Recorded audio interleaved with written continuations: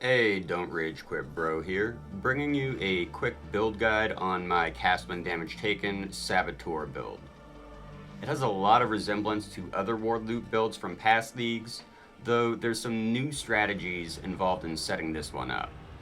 I think Saboteur has the lowest entry to get the build going, and here's why. First, we get like clockwork for an ascendancy, giving us the 30% CDR, which is the second CDR breakpoint without requiring us to have any CDR in gear, thus making our starter belt and boot crafts much easier to achieve. Next is trigger bots, which makes it so triggered spells are doubled. This also directly affects our cast of our anomalous summoned skeletons, allowing us to summon up to 8 skeletons per cast. This allows us to run a level 20 cast when damage taken without using Forbidden Rite and using a single Heartbound loop. And the way the Heartbound loop's self-damage works is based off of each skeleton, meaning we only take hits of 420 damage, thus lowering our minimum ward threshold to loop without taking self-damage to our life pool. Or in other words, we don't have a requirement of getting very high ward on our gear right out of the gate, making all of our ward crafts a lot easier. I mentioned a moment ago that trigger bots allows us to summon up to 8 skeletons per cast.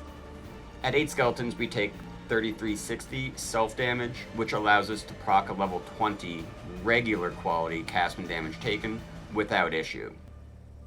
However, in order to achieve this, we need to combine a couple of things. First is a skeleton setup. A level 20 skeleton only casts 3 skeletons, so we need to make this 21 in order to cast 4.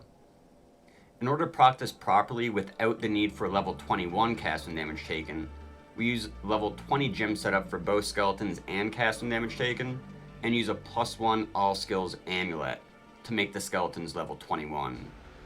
Doing it this way makes it so we don't need a level 21 cast when damage taken, which wouldn't work properly as the damage threshold for a 21 is over 3360 self-damage, thus making it so a natural 21 skeleton would force you to use a divergent cast when damage taken. Now by default at level 21, the maximum number of skeletons we can have summoned at any given time is 7. In order to get to 8, we need to get a +1 max skeletons from somewhere, and I'm choosing to get it on Lord of the Dead, near Witch's starting location. By being able to loop with one Heartbound loop and no Forbidden Rite, this relieves a bit of socket pressure that we've endured previously. And as Arcane Surge's global buff doesn't give us spell damage anymore, there isn't really any use for it, thus relieving another socket as well. This is good because Sabo brings another problem to solve, though it's not nearly as bad as many people think it will be. Triggerbots does cast twice, but costs twice the mana. This turns into 2 issues. First is maximum mana. This is immediately relieved by using Eternal Blessing on our aura, thus freeing our entire mana pool. Thanks to the relief of the socket pressure I just mentioned, this is the perfect choice. Next is covering the increased ongoing mana cost of looping.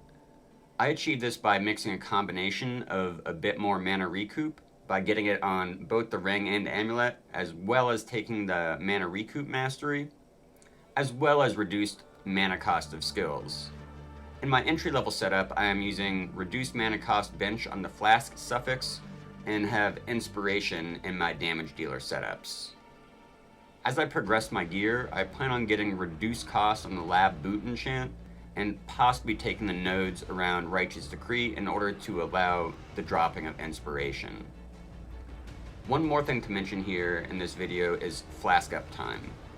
With the removal of the flask mastery, it is more difficult to run your flasks. When I first start out the build, I'm using 2 flasks, though getting a 3rd flask running is certainly feasible, and I've confirmed this by removing the flask mastery on my previous ward loopers, and it worked fine.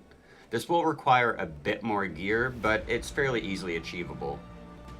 Also, I have updated my cast when damage taken calculator to display flask calcs for both running 2 and 3 flask setups.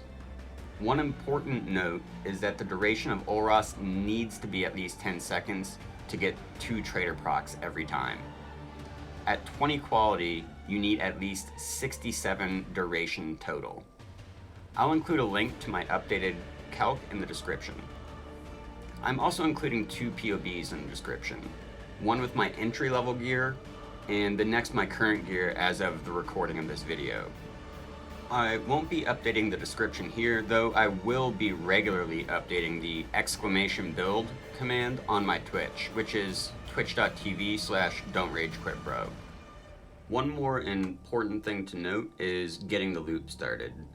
By having our skeletons on a regular castman damage taken, which has a threshold of 3272, and using 2 spectral spirit weapons, we need to actually swap twice to get the loop started, as 6 spirits dying only does 2520 self-damage. I am going to try to be streaming regularly, so feel free to stop by and hang out or ask any questions. And as always, thanks for watching, and have a nice day.